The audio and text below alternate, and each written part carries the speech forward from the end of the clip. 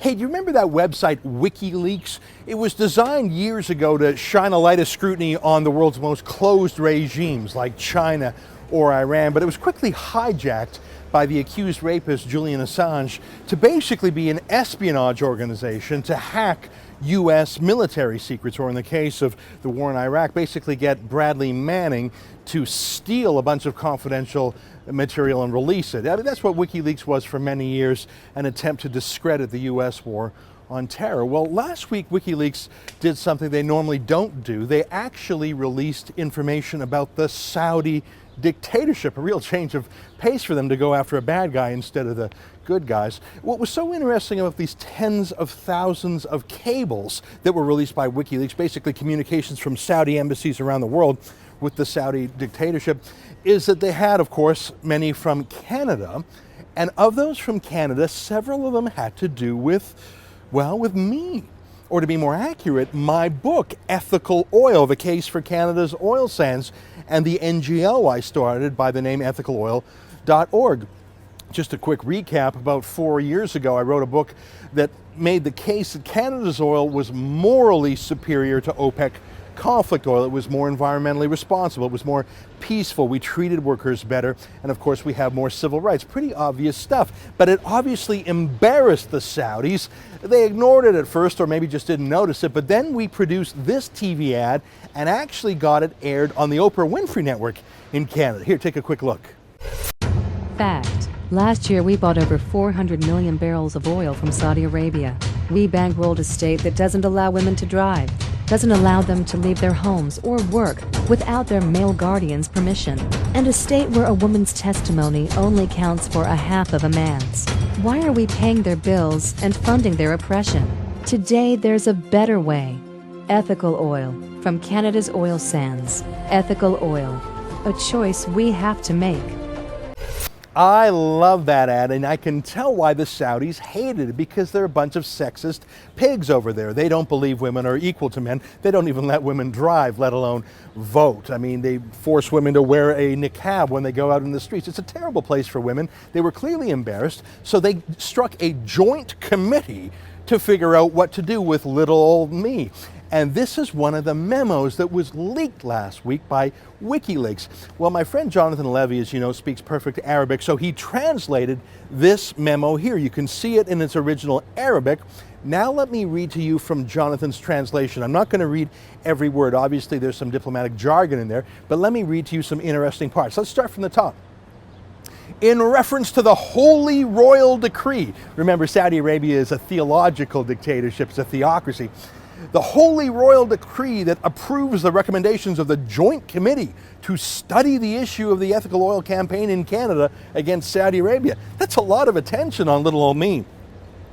And here are some of the recommendations they made. Number one, pursuing these efforts, monitoring and evaluating them on a regular basis. So they've got this whole team monitoring me and ethical oil and how it's going.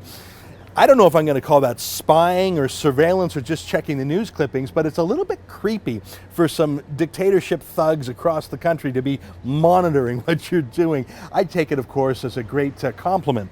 Number two, considering the possibility of establishing a Saudi-Canadian economic club, similarly to the Saudi-American economic club. So, of course, the Saudis have no answer to the argument that they are unethical by Canadian standards. I mean, they don't deny that they don't give a damn about the environment. They don't deny that they finance terrorism. They don't deny that they treat workers very poorly, especially foreign indentured workers. And they certainly don't deny that they stone and hang gays and stone women to death for adultery. So they don't deny that. Their answer is, well, we'll just flash some money around, and that will distract Canadians when we tell them how much dough we have. That's the Saudi way. Their third recommendation was this.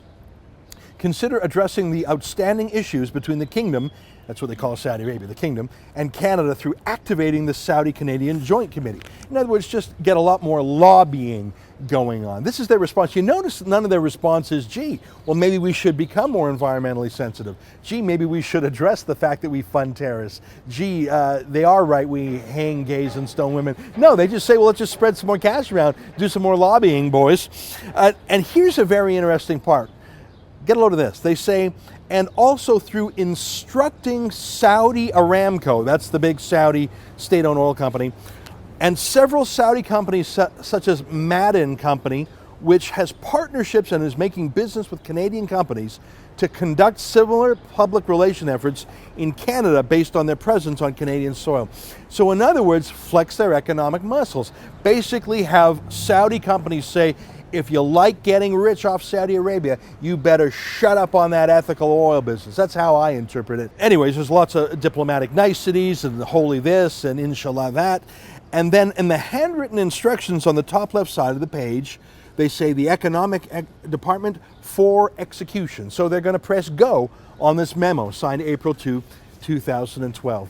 I think there's a few things to take away from this. First of all, the Saudis are obviously incredibly sensitive to the true facts about their regime. They are a bunch of medieval bigots. They are a theocracy. They hate women, they hate gays, they hate anyone who's not like them. They fund terrorism around the world. They don't give a damn about the environment. They're an odious, odious dictatorship. They're sensitive about that, which is why we absolutely must continue to mention it. The second is they have a lot of resources. A lot of people were put to study little old me in that little YouTube ad that ran a couple of times on the Oprah Winfrey Network. The third is they're not afraid to use a big stick. Economic sticks. I should remind you, of course, that I actually received a legal threat from one of the world's largest law firms. You can see it here in email by Rahul Agarwal of Norton Rose, threatening to sue me on behalf of the Saudis. That went away pretty quickly when I put it on TV at the Sun News Network. But finally, and most importantly, the reason this is something every Canadian should care about is because it shows that Saudi Arabia is our true enemy when it comes to oil and gas. Of course they are, because we are a competitor. Every barrel we sell to the United States is a barrel that the Saudis can't sell. Every additional 100,000 barrels we put on the market lowers the price that the Saudis can get. Saudi Arabia hates the oil sands. They're spending money and time and attention pushing back against ethical oil. Do you really think that this memo and the lawsuit threat against me is all they're doing? Or do you think their influence extends farther, a subterranean influence that maybe even props up foreign lobby groups attacking the oil sands?